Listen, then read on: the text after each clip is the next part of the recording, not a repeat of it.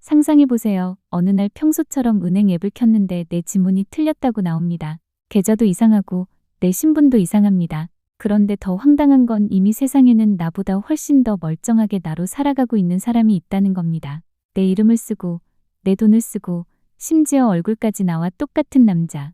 당연히 이쯤 되면 이 가짜를 찾아서 잡는 이야기가 되겠구나 싶잖아요. 그런데 메인 예고편 후반부에 이상한 장면이 하나 나옵니다. 문제의 인생을 통째로 훔친 바로 그 들쥐가 쓰러져 있는 문제에게 오히려 도망가라고 해요. 아니, 내 인생을 빼앗은 놈이 왜 나를 살려주려고 하는 걸까요? 오늘은 8월 28일 공개되는 넷플릭스 신작 들쥐가 어떤 작품인지 그리고 예고편에 숨겨진 몇 가지 미스터리를 한번 살펴보겠습니다. 일단 들쥐라는 제목부터 의미심장하죠. 우리나라 옛이야기 중에 손톱 먹은 들쥐라는 이야기가 있습니다. 사람이 버린 손톱을 쥐가 먹으면 그 사람과 똑같은 모습으로 변한다는 이야기인데요. 들쥐는 이 설화를 지금 시대에 맞게 바꿔놨습니다. 옛날에는 얼굴만 똑같아도 충분히 무서웠겠지만 지금은 그것만으로 누군가의 인생을 살 수는 없잖아요. 이름도 있어야 하고 계좌도 있어야 하고 각종 인증도 통과해야 하고 심지어 지문 같은 생체 정보까지 필요합니다. 그런데 이 작품에서는 진짜 문제가 자기 지문으로 인증을 했는데 기계가 문제를 거부합니다. 그러니까 들쥐의 진짜 공포는 나와 똑같이 생긴 사람이 나타났다는 데 있는 게 아니에요. 내가 아무리 내가 진짜입니다라고 말해도 세상이 그 말을 믿어주지 않는다는 데 있습니다. 그래서 증명하지 못하면 내가 가짜가 된다라는 문장이 이 작품을 가장 잘 설명해 주는 것 같아요. 그리고 이런 일을 당한 사람이 문제라는 점도 중요합니다.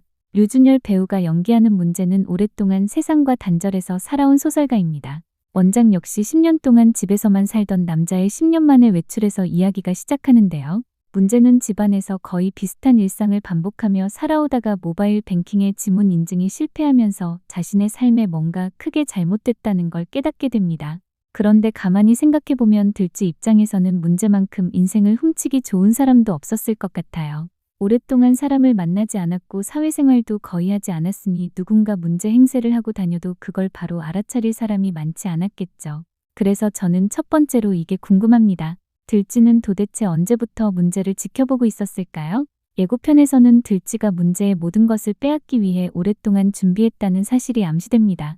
그렇다면 단순히 얼굴만 훔친 게 아니라 문제의 인간관계, 생활 방식, 돈, 말투까지 아주 오랫동안 파악했을 가능성이 있죠.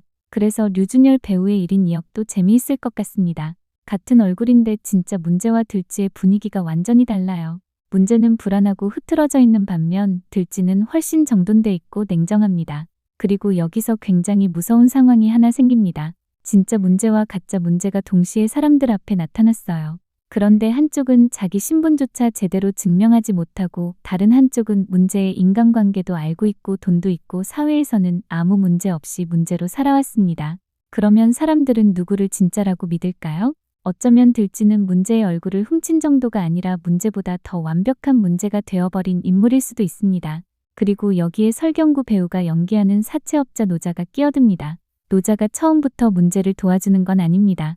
이 사람의 목적은 돈이에요. 자기 돈을 가져간 사람을 찾다가 문제에게 도달했는데 알고 보니 돈을 가져간 건 진짜 문제가 아니라 문제의 얼굴을 한 다른 사람이었던 거죠. 그래서 두 사람의 관계가 재미있어집니다.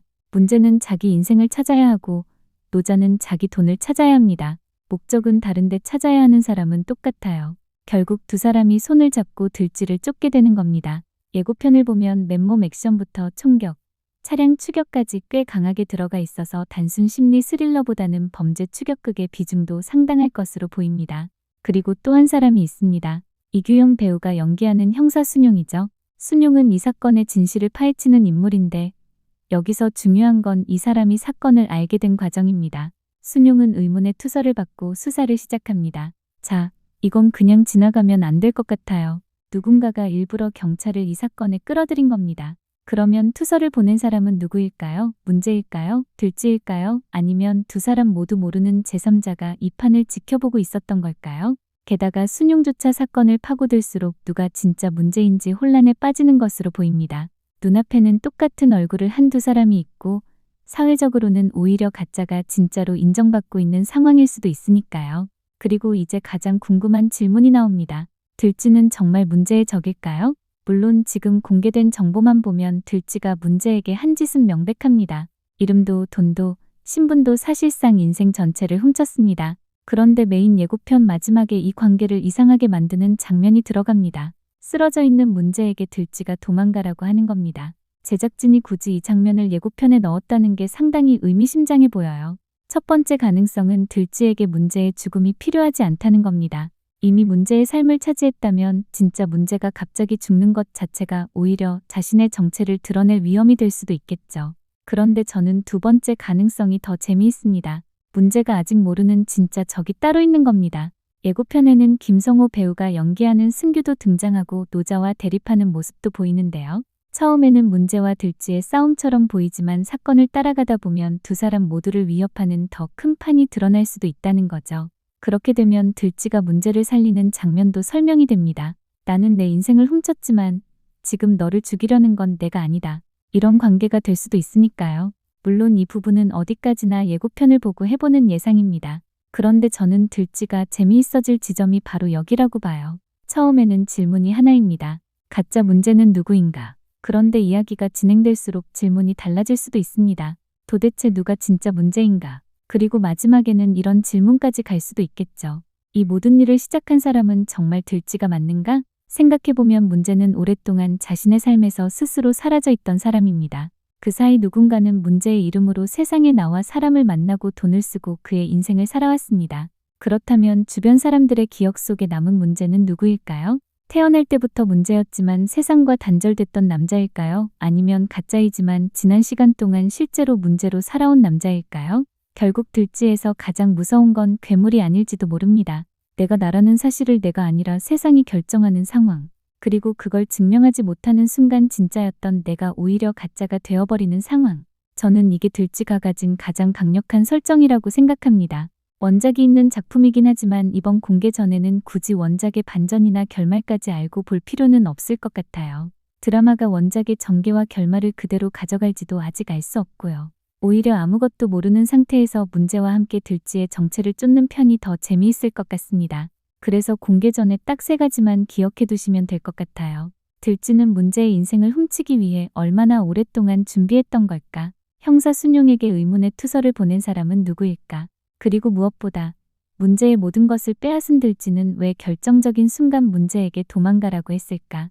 저는 이 질문의 답이 밝혀지는 순간 우리가 지금 예상하고 있는 문제와 들쥐의 관계가 한번 크게 뒤집힐 수도 있을 것 같습니다. 가짜를 잡으면 끝나는 이야기인 줄 알았는데 어쩌면 진짜 찾아야 하는 건 가짜 문제가 아니라 이 판을 만든 사람일 수도 있으니까요. 넷플릭스 들쥐는 8월 28일 공개됩니다. 여러분은 어떻게 보시나요?